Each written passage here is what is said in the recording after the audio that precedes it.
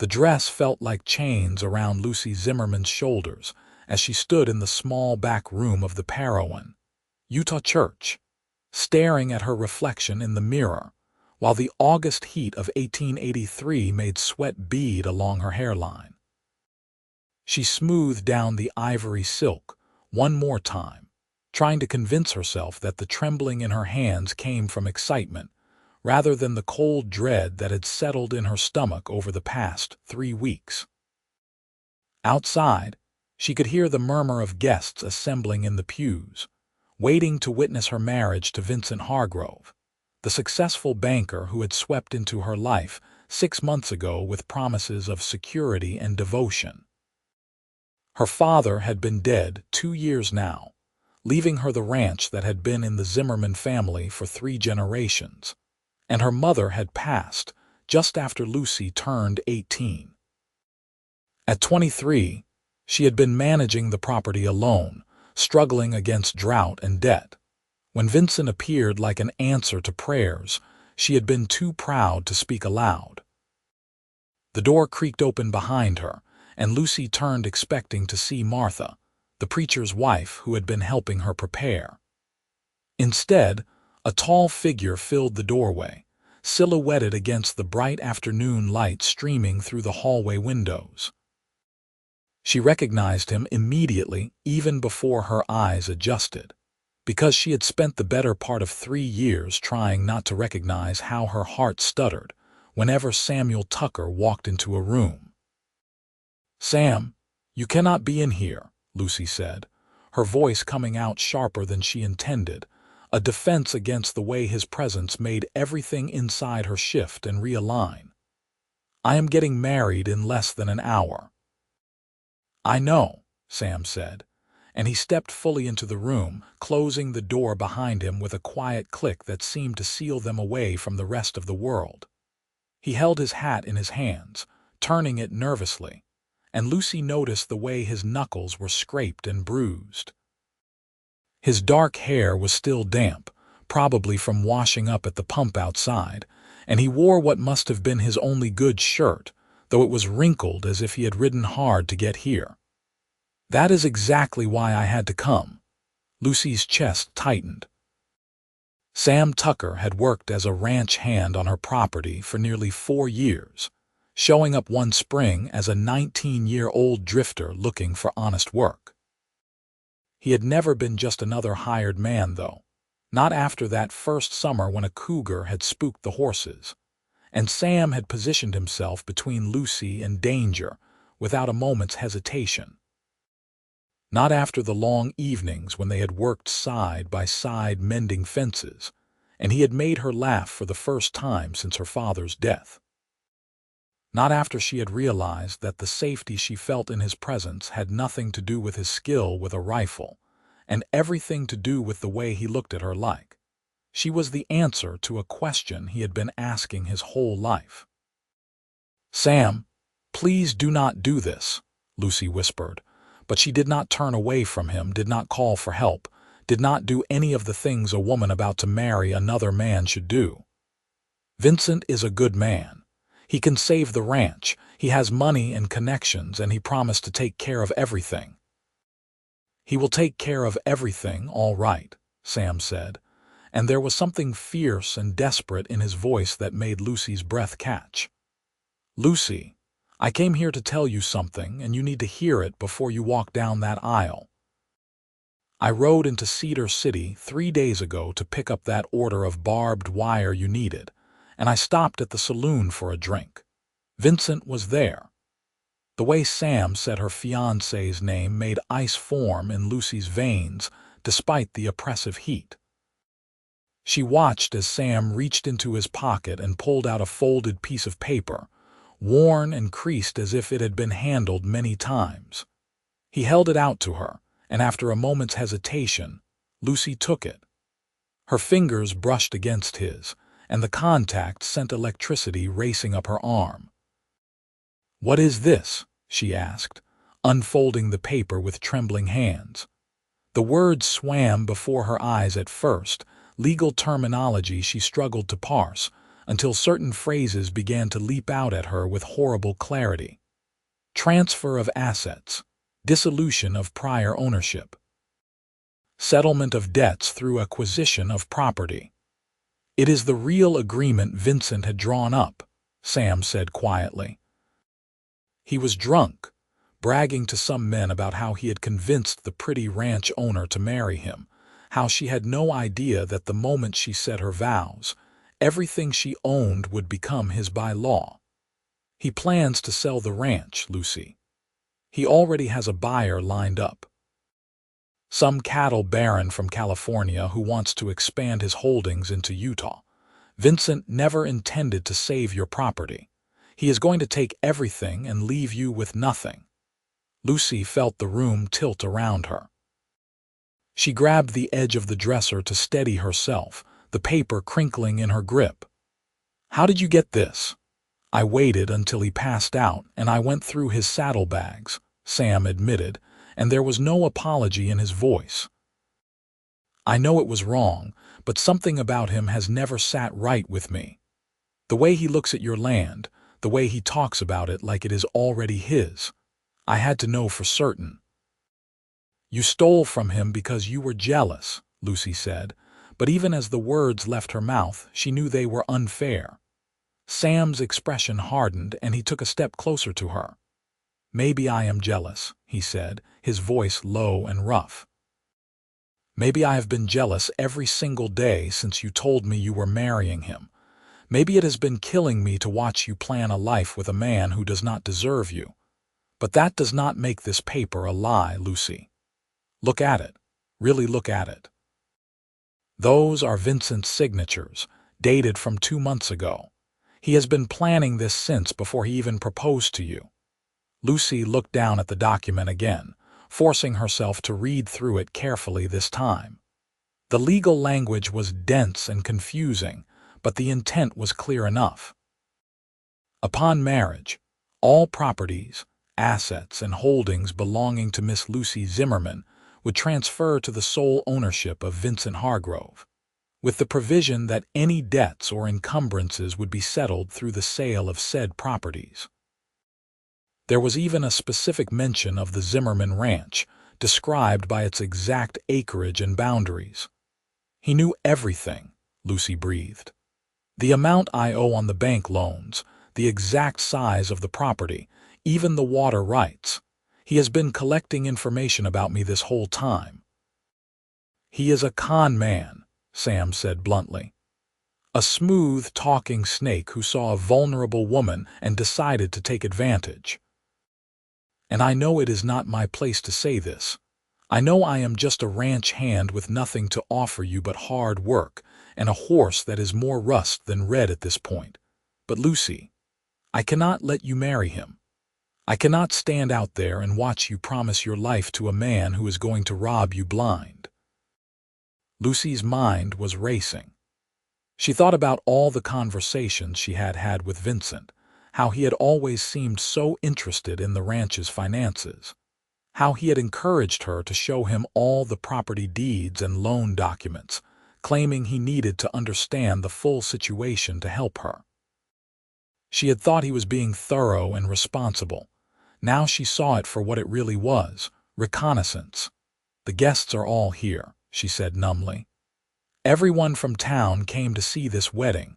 The preacher is waiting. If I do not go through with this, I will be humiliated. People will talk. Let them talk, Sam said fiercely.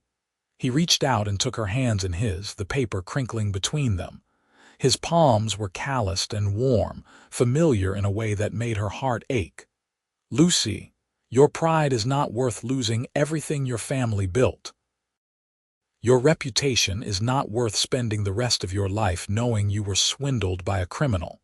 And nothing in this world is worth marrying a man you do not love. How do you know I do not love him? Lucy asked, but her voice broke on the words, giving away the truth she had been hiding from herself for months.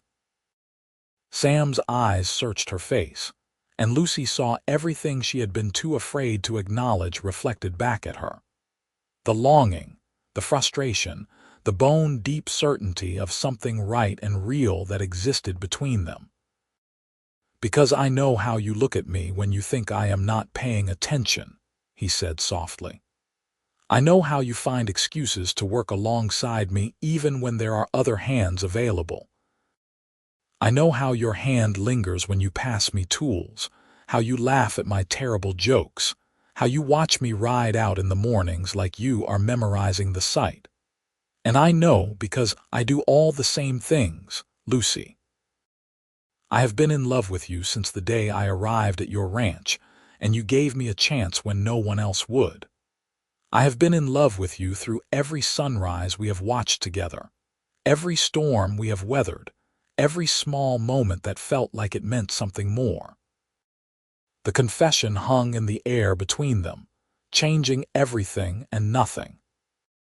Lucy felt tears burning in her eyes, a combination of anger at Vincent's betrayal, fear of what came next, and a desperate, soaring hope that maybe, just maybe, she did not have to sacrifice everything that mattered for the sake of survival. "Sam, even if I do not marry Vincent, I still have all the same problems I had before," she said, trying to be practical even as her heart was pounding so hard she could barely breathe. "The ranch is still drowning in debt. I still have loan payments due that I cannot make. Walking away from this wedding does not solve anything. We will figure it out," Sam said with absolute conviction. "I have been saving every penny I have earned for the past 4 years. It is not much, but it is enough to cover at least 2 months of payments. We can sell off some of the cattle early, tighten our belts, maybe take on extra work. I will do whatever it takes, Lucy. We can find a way that does not involve you selling your soul to a con man." "You would do that?" Lucy asked, searching his face. "You would risk everything you have saved to help me." "It has always been for you," Sam said simply. "Every dollar, every day of work, every plan I have made for the future, it has all been for you. I was just waiting for the right time to tell you, and then Vincent showed up, and you seemed so sure that marrying him was the answer. I thought maybe I had waited too long, that maybe I had missed my chance. But I will not miss it now, Lucy. I will not let you walk into a trap without fighting for you." Outside, Lucy heard someone call her name. It sounded like Martha, probably coming to tell her it was time. The moment felt suspended, crystallized, like standing on the edge of a cliff with the choice to jump or step back. Everything in her old life pulled her toward the safe, expected path. Marry Vincent, hope for the best, maintain appearances. But everything in her heart, every truth she had been denying, urged her toward the leap. "He will be angry," Lucy said, thinking of Vincent's temper that she had only glimpsed a few times, quickly covered with apologies and charm. "He might cause trouble. Then I will handle it," Sam said. "I am not afraid of him, Lucy. I am only afraid of losing you." Lucy looked down at the document in her hands one more time, at the cold calculation of Vincent's scheme. And then she looked up at Sam, at the raw honesty in his face, the strength and tenderness that had always been there if she had just been brave enough to reach for it. The choice suddenly seemed simple, clear as the Utah sky on a winter morning. "Help me out of this dress," she said, and Sam's eyes widened. "What, this dress?" Lucy repeated, already reaching for the buttons at her throat. "I am not wearing it to marry Vincent, so I need to get out of it. Turn around while I change into something more appropriate. We need to go out there and stop this wedding before it starts." Sam's face broke into a grin so wide and genuine it made Lucy's heart flip in her chest. He turned obediently to face the wall, and Lucy quickly shed the wedding dress, letting it pool on the floor like shed skin. She pulled on the simple blue day dress she had worn to the church, the one she had planned to change into after the ceremony. Her hands were steadier now, purpose replacing panic. "All right," she said, and Sam turned back to face her. He looked at her like she had just performed a miracle, and Lucy felt a surge of courage she had not known she possessed. "Let us go." They walked out of the back room together, and Lucy could feel every eye turn toward them as they entered the main sanctuary. The church was packed, every pew filled with townspeople dressed in their Sunday best. She saw Mrs. Henderson from the general store, the blacksmith and his family, the neighboring ranchers who had known her father. And there, at the front of the church, she saw Vincent. He stood next to Preacher Morrison, dressed in an expensive suit that probably cost more than Lucy made in 6 months. When he saw her approaching with Sam at her side, still in her day dress rather than the wedding gown, his expression cycled rapidly through confusion, annoyance, and finally calculation. He fixed a concerned smile on his face and started toward her. "Darling, what is wrong?" Vincent asked, his voice carrying through the church. "Are you feeling unwell? Should we postpone?" "No need to postpone," Lucy said clearly, and she was surprised by how steady her voice sounded. "The wedding is not happening, Vincent, not today, not ever." A murmur rippled through the congregation. Vincent's smile tightened at the edges, and Lucy saw something flash in his eyes that she had never noticed before: coldness, assessment, the look of a predator whose prey had just slipped the trap. "Lucy, you are clearly overwhelmed," he said smoothly. "This is a big day, a big decision. Perhaps you need a moment to collect yourself." "I am perfectly collected," Lucy said. She held up the document Sam had given her, letting everyone see it. "I am also perfectly aware that you have been planning to steal my ranch from the moment we married." "This is a legal agreement you had drawn up, Vincent. It transfers all my property to you the moment we say our vows, and then you plan to sell everything and leave me with nothing." The murmur grew louder, shocked whispers and gasps. Vincent's face darkened, and he took a step toward her. "Where did you get that? That is a private document. You had no right to go through my belongings." "I went through your belongings," Sam said, moving slightly in front of Lucy. "And I would do it again. You are a con man, Hargrove, and everyone here should know it." "You are just a hired hand," Vincent spat, his composure cracking. "A nobody who has been sniffing around what does not belong to him. Lucy, this man is clearly infatuated with you. He is lying, trying to sabotage our wedding because he cannot stand to see you happy with someone else." "Then explain the document," Lucy said. "Explain why you had this drawn up in secret. Explain why it specifically details the sale of my ranch to a buyer you had already arranged before you even proposed to me." Vincent's jaw clenched. For a moment, Lucy thought he might actually try to bluff his way through, to spin some elaborate story that would make this all seem like a misunderstanding. But then, his expression hardened into something ugly and mean, and she saw the real man beneath the charming facade. "You stupid girl," he said, his voice dripping with contempt. "Do you really think you could have held onto that ranch on your own? You were drowning in debt, barely keeping your head above water. I was doing you a favor, offering you a way out before you lost everything anyway. So what if I made a profit in the process? That is just good business." "That is fraud," Sam said flatly. "And if you do not leave this town right now, I will make sure every lawman in the territory knows exactly what you tried to do here." Vincent laughed, a harsh, bitter sound. "You think anyone will care? She would have signed over her property willingly when we married. It is all perfectly legal. You have no proof of any crime." "Maybe not proof of a crime," Sheriff Daniels said, standing up from his pew near the back of the church. Lucy had not even noticed him there, but she felt a wave of relief at his presence. The sheriff was a fair man, a friend of her father's, and he had always treated her with respect. "But I have proof enough that you are a lying, scheming snake. And I can promise you that if you stay in Parowan another hour, I will find something to arrest you for. We do not take kindly to men who prey on widows and orphans in this town." Other men were standing now, ranchers and laborers, the solid, weathered men who formed the backbone of the community. Lucy saw in their faces the same protective anger she had seen in Sam's, and she realized that she had never been as alone as she had thought. These people had known her since she was a child. They had respected her father. They would not stand by and watch her be cheated.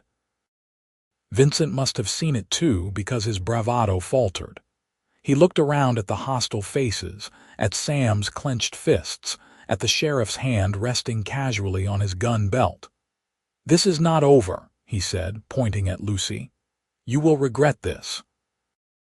That ranch will fail, and when it does, do not come crying to me." "Get out," Lucy said quietly, and there was steel in her voice that surprised even her. "Get out of my town and do not ever come back." Vincent stared at her for a long moment, and Lucy stared back, refusing to flinch or look away. Finally, he turned on his heel and strode down the aisle, his footsteps echoing in the stunned silence. The church doors slammed behind him, and Lucy felt something inside her unclench, like she had been holding her breath for months and could finally exhale. The silence stretched out, uncomfortable and expectant. Lucy looked around at all the faces watching her, waiting to see what she would do next. She saw curiosity, sympathy, support, and more than a little speculation as people's eyes moved between her and Sam. She felt Sam's presence beside her, steady and solid, and suddenly she knew exactly what to say. "I apologize for wasting everyone's time," Lucy said, addressing the congregation. "I know you all came here expecting a wedding, and I am sorry there will not be one today. But I want to thank you, all of you, for being here, for supporting me, for standing up when it mattered. My father always said that Parowan was the best town in Utah because of its people, and I am grateful to be part of this community."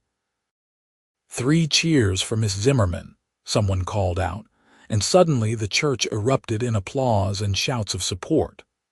People pressed forward to shake her hand, to pat Sam on the back, to offer their help with the ranch. Lucy felt overwhelmed by the warmth and solidarity, by the reminder that strength came in many forms, not just through marriage to a wealthy man. Eventually, the crowd began to disperse, people filing out of the church and dispersing into the dusty street. Lucy stood in the aisle, watching them go, feeling the adrenaline of the confrontation slowly drain away to leave her exhausted and shaky. Sam stayed by her side, not touching her, but close enough that she could feel the warmth radiating from him. "That was the bravest thing I have ever seen," Sam said quietly once they were relatively alone. "Lucy, I am so proud of you." "I am terrified," Lucy admitted. "Sam, I still have all the same problems I had an hour ago." "More problems, actually, because now half the town thinks I am a fallen woman who jilted her groom at the altar. The other half thinks you are a hero who stood up to a con man," Sam pointed out. "And as for the problems, we will face them together if you will let me." Lucy turned to look at him fully, really look at him. Sam Tucker, who had shown up at her ranch 4 years ago with nothing but a worn saddle and a willing attitude, who had worked harder than any hand she had ever hired, who had never once looked at her with anything less than complete respect and admiration, who had risked everything today to save her from a terrible mistake. "Sam, I cannot ask you to tie yourself to a sinking ship," Lucy said softly. "You have your own life, your own dreams. You should not have to sacrifice them for me." "You are my dream," Sam said simply. "You have always been my dream, Lucy. From the first moment I saw you standing in front of your ranch house with dirt on your hands and determination in your eyes, I knew you were what I had been searching for. A place to belong, a purpose worth fighting for, someone to love. I do not have much to offer you. I am just a cowboy with some savings and a strong back, But everything I have, everything I am, it is yours if you want it." Lucy felt tears spill over onto her cheeks, but these were different from the tears of panic she had shed earlier. These were tears of relief, of recognition, of finally allowing herself to want something she had been denying for so long. "I want it," she whispered. "Sam, I want it. I want you. I have been so afraid of what that meant, of being vulnerable again after losing so many people I loved. And then Vincent seemed like the safe choice, the practical choice, but that was just another kind of fear. Fear of taking a chance on something real." Sam's hand came up to cup her cheek, his thumb brushing away her tears. "I cannot promise you easy," he said. "The ranch is still in trouble and we are going to have to work hard to save it, but I can promise you real. I can promise you that I will be by your side every single day, fighting for what we build together. And I can promise you that you will never have to doubt my motives or wonder what I am really after, because all I want is you. Just you, Lucy. That is all I have ever wanted." Lucy leaned into his touch, letting herself be held by him for the first time, and it felt like coming home. "I love you," she said, and saying the words out loud felt like breaking a dam, letting everything she had been holding back come rushing out. "I think I have loved you for years, Sam. I was just too scared to admit it." "I love you too," Sam said, and then he was kissing her, right there in the middle of the church with the afternoon sunlight streaming through the windows. Lucy melted into him, her hands fisting in his shirt, and the kiss was everything she had ever imagined and more. It tasted like freedom and promise and the sweet relief of finally choosing the right path. When they finally broke apart, both breathing hard, Sam rested his forehead against hers. "So what do we do now?" he asked. "Now we go home," Lucy said. "We go back to the ranch and we figure out how to save it. Together." The ride back to the ranch took 40 minutes, Lucy and Sam riding side by side through the scrubby Utah landscape. The sun was beginning its descent toward the western horizon, painting the red rocks gold and amber. Lucy kept glancing over at Sam, still half afraid that she would wake up and discover this was all a dream, that she was still in the church preparing to marry Vincent. But Sam was solidly real beside her, and every time their eyes met, he smiled at her with such open affection that her heart squeezed. When they crested the final hill, and the ranch spread out below them, Lucy felt a complicated mix of love and dread. The land was beautiful in its harsh way. The sturdy ranch house her grandfather had built, the corrals and outbuildings, the creek that ran along the eastern boundary. But she could also see the signs of struggle everywhere she looked. Fences that needed mending, a barn roof with missing shingles, pastures that were overgrazed because she had not been able to afford to rotate the herds properly. "It looks worse than I remembered," Lucy said quietly. "It looks like home," Sam corrected. "And home is always worth fighting for." They dismounted in front of the house, and Lucy led Sam inside. The interior was neat but sparse, furniture that had belonged to her parents, curtains her mother had sewn. Lucy had tried to keep everything exactly as it had been when they were alive, as if preserving the physical space could somehow preserve their memory. Now, looking at it with fresh eyes, she realized she had been living in a shrine rather than a home. "We should go over the finances," Lucy said, pulling out the ledger she kept in her father's old desk. "If we are going to save this place, we need to know exactly what we are dealing with." They spent the next 2 hours poring over the numbers, and the picture that emerged was grim, but not hopeless. Lucy owed $3,000 to the bank in Cedar City, with payments of $150 due every 3 months. She had enough cattle to make the next payment if she sold them early, but that would leave her without breeding stock for next year. She also had outstanding debts to various suppliers in town. though most of them had been patient about extending her credit given her father's reputation. "What about the water rights?" Sam asked, studying the property deed. "Your creek feeds into the main river, doesn't it? That has to be worth something." "It is worth everything," Lucy said, "but I cannot sell the water rights without selling the land. They are tied together in the original homestead claim." Sam drummed his fingers on the table, thinking, what if we brought in partners, other ranchers who want access to the water, willing to pay for grazing rights or shared irrigation?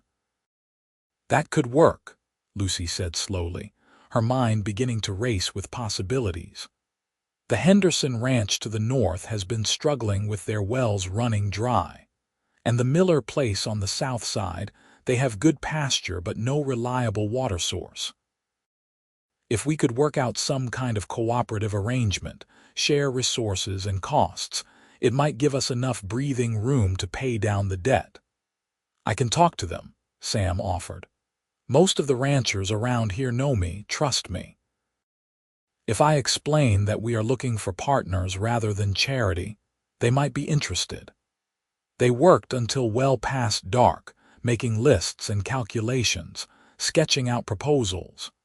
At some point, Lucy made coffee and heated up leftover stew, and they ate at the kitchen table surrounded by papers.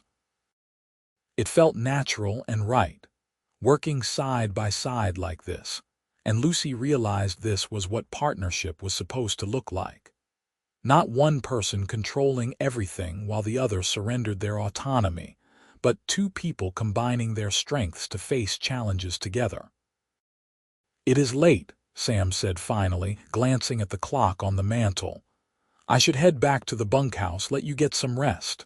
"Stay," Lucy said, and then blushed at how that sounded. "I mean, you could take the spare room. It seems silly for you to walk all the way out to the bunkhouse when there is a perfectly good bed here." Sam's eyes searched her face, and Lucy saw understanding and patience there. "Are you sure?" he asked gently. "I am sure," Lucy said. "Sam, I know we need to figure out how this works between us, what it means for the ranch and our working relationship and everything else. But tonight, I just do not want to be alone. These past months I have been so lonely, even when I was with Vincent. Especially when I was with Vincent, actually. I just want to be with someone who sees me, really sees me. And that is you." Sam stood and crossed to where Lucy sat, pulling her up into his arms. She went willingly, wrapping her arms around his waist and resting her head against his chest. She could hear his heartbeat, steady and strong, and feel the rise and fall of his breathing. They stood like that for a long moment, just holding each other, and Lucy felt something deep inside her begin to heal. "I see you," Sam murmured into her hair. "I have always seen you, Lucy. And I always will." The next few weeks passed in a blur of hard work and careful negotiation. Sam proved to be as good as his word, approaching the neighboring ranchers with Lucy's proposal for a water-sharing cooperative. To Lucy's surprise and relief, most of them were receptive. The Henderson family agreed to pay a monthly fee for irrigation rights, and the Millers proposed a joint venture where they would graze some of their cattle on Lucy's land in exchange for help with her herd management and a portion of the profits. Lucy took the money from these agreements and paid down a significant chunk of her bank debt, then went to the bank manager to negotiate new terms on the remaining balance. Armed with proof that she had steady income and a solid business plan, she was able to extend her loan and reduce her monthly payments to something more manageable.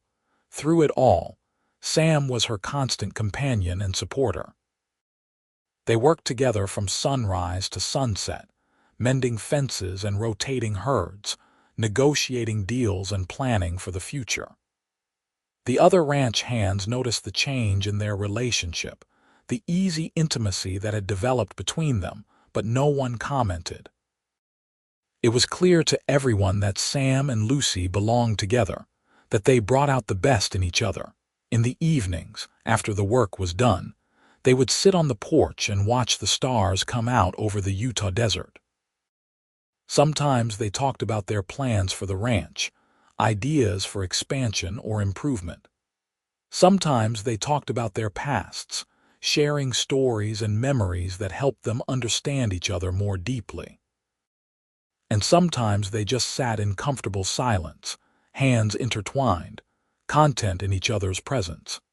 It was on one such evening, about 6 weeks after the aborted wedding, that Sam brought up the question Lucy had been simultaneously hoping for and dreading. "Lucy, I want to ask you something, and I want you to know there is no pressure attached to it. You can say no, or you can say not yet, or you can say anything you want and it will not change how I feel about you." Lucy turned to look at him, her heart beginning to race. "All right." Sam took both her hands in his, and Lucy noticed that they were trembling slightly. It made her love him even more that he could be nervous about this, that it mattered to him so much. "I love you," he said. "I love you more than I thought it was possible to love another person. And I want to spend the rest of my life with you, building something together. Not just the ranch, but a real life. A family. A future. So I am asking, Lucy Zimmerman, if you would consider marrying me, not because you need financial security or because it is practical, but because you want to. Because you love me the way I love you." Lucy felt tears welling up, but these were happy tears, joyful tears. "You know what the whole town will say," she said, though she was already nodding. "They will say I went from one man to another without a decent interval. They will whisper and speculate." "Let them whisper," Sam said. "Let them speculate. We know the truth, Lucy. We know this is real." "Yes," Lucy said, the word bursting out of her like it had been waiting to escape. "Yes, Sam, I will marry you. I want to marry you. Not because I need you to save me or the ranch, but because I cannot imagine my life without you in it. Because you are my best friend and my partner and the person I want to wake up next to every morning for the rest of my life." Sam whooped with joy and swept her up in his arms, spinning her around until she was dizzy and laughing. When he set her down, he kissed her thoroughly, and Lucy kissed him back with all the love and passion she had been holding inside. When they finally broke apart, both of them were grinning like fools. "When?" Sam asked. "I do not want to wait if we do not have to, but I also want to do this right. I want you to have the wedding you deserve, with a real celebration and everyone we care about there to witness it." "Soon," Lucy said. "Let us give it another month or so, let the gossip about Vincent die down a little, and let us do it here at the ranch. Nothing fancy, just family and friends and a preacher. That is all I need." They were married on a beautiful October afternoon, with the aspens turning gold on the mountainsides and a crispness in the air that promised winter was coming. Lucy wore a simple cream-colored dress that Martha had helped her sew, and Sam wore a new suit that he had saved up to buy special for the occasion. They said their vows under the cottonwood tree beside the creek, with Sheriff Daniels standing up for Sam and Martha standing up for Lucy. The ceremony was nothing like the elaborate church wedding Lucy had planned with Vincent. It was smaller, simpler, more intimate. But it was also infinitely more meaningful. When Lucy looked into Sam's eyes and promised to love him for the rest of her life, she meant every word with her whole heart. And when Sam slipped a simple gold band onto her finger, she knew that this was what marriage was supposed to be. A true partnership built on love and trust and mutual respect. They held a reception afterward at the ranch house, with tables set up outside and food contributed by everyone who attended. There was music and dancing, and Lucy danced with Sam until her feet hurt and her face ached from smiling. She looked around at the gathering, at the neighbors and friends who had supported her through everything, and felt a profound sense of gratitude and belonging.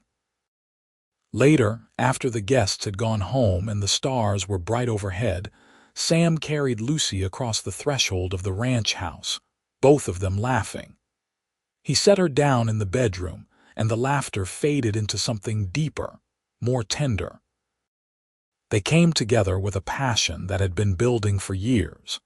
And when Sam made love to his wife for the first time, it was with a reverence and care that made Lucy feel cherished and desired in equal measure. Afterward, they lay tangled together in the sheets, Lucy's head resting on Sam's chest. "Thank you," she whispered. "For what?" Sam asked, his fingers tracing lazy patterns on her shoulder. "For saving me," Lucy said.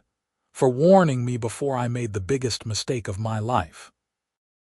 "You saved yourself," Sam corrected gently. "I just gave you the information.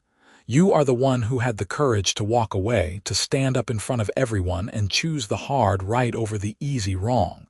You are the bravest person I know, Lucy Tucker." Lucy smiled at the sound of her new name. Lucy Tucker. It felt right in a way that Lucy Hargrove never would have. "We saved each other," she said. "That is what partners do." The first year of their marriage was not easy.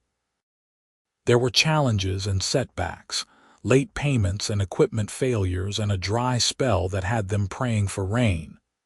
But through it all, Lucy and Sam faced everything together. They learned how to work as a team, how to communicate honestly even when it was difficult, how to support each other through stress and disappointment. The ranch slowly began to thrive under their joint management. The water-sharing cooperative proved so successful that other ranchers in the area asked to join, providing additional steady income. Sam proved to have a gift for horse breeding, and he started a side business raising and training mounts that soon became known throughout the territory for their quality and temperament. Lucy, freed from the constant terror of losing everything, began to rediscover her own passions and interests. She started keeping bees, producing honey that she sold in town. She also began teaching some of the neighboring children to read, holding classes at the ranch on Sunday afternoons. The community that had always been there for her became even stronger, woven together by shared work and mutual support. In the spring of 1885, Lucy discovered she was pregnant. She told Sam one evening after supper, unable to keep the news to herself any longer. His reaction was everything she could have hoped for, pure joy mixed with immediate concern for her well-being. He became even more protective and attentive, taking on extra work to make sure Lucy did not overexert herself. Their son was born in December of that year, arriving during a snowstorm that blanketed the ranch in white. They named him James, after Lucy's father, and Samuel after his father. The baby had Sam's dark hair and Lucy's blue eyes, and from the moment Lucy held him in her arms, she felt her heart expand in ways she had never imagined possible. Sam was a devoted father, walking the floor with baby James at night when he cried, changing diapers without complaint, singing lullabies in his off-key voice that somehow always soothed the baby to sleep. Watching her husband with their son, Lucy fell in love with him all over again, deeper and more completely than she had thought possible. 2 years later, they had a daughter they named Rose, followed 3 years after that by another son, Thomas. The ranch house that had once felt too empty and silent now rang with the sounds of children's laughter and running feet. Lucy would sometimes stop in the middle of her work and just look around at the life she had built, at the family she had created with Sam, and feel overwhelmed with gratitude that she had been brave enough to choose love over security, truth over convenience. On their 10th wedding anniversary, Sam took Lucy back to the cottonwood tree where they had been married. The children were staying with the Hendersons for the night, giving them a rare evening alone together.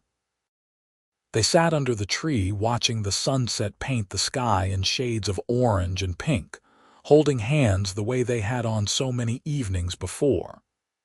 "You ever think about what would have happened if you had married Vincent?" Sam asked quietly. Lucy shook her head. "Not anymore. For a while after, I would have nightmares about it, imagining waking up to find the ranch sold out from under me, realizing I had been a fool. But now that life feels like it belonged to someone else, some other Lucy who did not know what real love looked like." "I think about it sometimes," Sam admitted. "I think about how close I came to not saying anything, to just letting you marry him because I thought I had no right to interfere.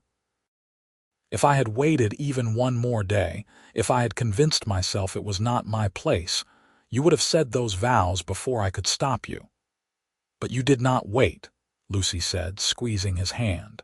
"You were brave enough to tell me the truth, even though you knew it might mean losing me anyway." "That is what real love looks like, Sam. Not grand gestures or expensive gifts, but showing up when it matters and telling the hard truths because you care more about someone's well-being than your own comfort." Sam pulled her close, and Lucy settled against him, feeling safe and content in a way that had become her baseline rather than a rare occurrence. They had built something real and lasting together, a life that was richer and more meaningful than anything she could have achieved on her own or through a false partnership with someone like Vincent. "I love you, Lucy Tucker," Sam said, kissing the top of her head. "Today, tomorrow, and every day after, for all the days we have." "I love you too," Lucy said. "Thank you for warning me. Thank you for saving me. Thank you for giving me this life." As the stars began to appear overhead, and the night sounds of the ranch rose around them, Lucy thought about the girl she had been on that hot August day in 1883, standing in a church in a wedding dress that felt like chains. That girl had been so afraid, so desperate for security that she had almost sacrificed everything that truly mattered. But that girl had also been brave enough to listen when the truth was spoken, strong enough to walk away from a mistake even when it was humiliating and hard. Lucy was proud of that girl, grateful to her for the choices she had made, and she was even more grateful to the man who had loved her enough to risk everything to save her from a terrible fate. Sam had given her so much more than just information about Vincent's scheme. He had given her the chance to choose her own path, to build a life based on love and authenticity rather than fear and convenience. The years that followed continued to bring their share of challenges. There were droughts and harsh winters, cattle diseases and fluctuating markets, all the uncertainties that came with ranching in the unforgiving Utah Territory. But Lucy and Sam faced everything together, their partnership growing stronger with each obstacle they overcame. James grew into a serious, thoughtful boy who loved working with the horses alongside his father. Rose was fearless and curious, constantly exploring every corner of the ranch and asking endless questions about everything she encountered. Thomas was the peacemaker, quick to laugh and always trying to smooth over his siblings' squabbles. Lucy watched her children grow and learned that love was not a finite resource that had to be carefully rationed. Instead, it expanded to fill whatever space was needed, growing deeper and wider with every passing day. She loved her children fiercely, protectively, and she also loved the ranch that had been in her family for generations, now secured for the next generation through her and Sam's hard work. The town of Parowan grew and changed around them as the years passed. The railroad came through in 1890, bringing new opportunities and challenges. Some of the old families moved away, seeking fortunes in the growing cities. New people arrived, drawn by the promise of land and freedom that the West represented. Through it all, the Tucker Ranch remained a constant presence, a testament to what could be built through honest work and genuine partnership. Lucy and Sam became respected elders in the community, known for their fair dealing and generous spirit. They helped younger families get started, offering advice and assistance. They continued the water-sharing cooperative that had saved their ranch, expanding it to help even more of their neighbors. When James turned 18, Sam officially made him a partner in the ranch, recognizing that the future belonged to the next generation. Rose, who had always been more interested in books and learning than ranching, moved to Salt Lake City to attend the new university there, though she returned every summer to help with the work. Thomas stayed on the ranch, developing his own expertise in cattle breeding and management. On a warm evening in the summer of 1905, Lucy sat on the porch with Sam, watching their grandchildren play in the yard. James had married a schoolteacher from Cedar City, and they had 3 children of their own now. Rose had returned from her studies with a degree and a husband, a lawyer who had adapted surprisingly well to ranch life. Thomas was courting the daughter of the neighboring rancher, and Lucy suspected there would be another wedding before too long. "We did all right," Sam said, gesturing to the scene before them. The ranch house had been expanded over the years, the barn rebuilt and improved, the land carefully stewarded and protected. "Your father would be proud of what you have built here, Lucy." "What we have built," Lucy corrected, as she always did. "None of this would exist without you, Sam. You saved the ranch when you warned me about Vincent. You saved me." Sam smiled, the lines around his eyes crinkling in the way Lucy loved. His hair was more gray than dark now, and his hands were gnarled from decades of hard work. But to her, he was still the handsome young cowboy who had shown up at her ranch all those years ago looking for honest work and a place to belong. "I have been thinking about that day a lot lately," Lucy admitted. "The day you came into that back room and showed me the truth about Vincent. I have been thinking about all the different paths my life could have taken, all the ways things could have gone wrong. And I keep coming back to how grateful I am that you were brave enough to tell me, and I was brave enough to listen." "It was the scariest thing I ever did," Sam said.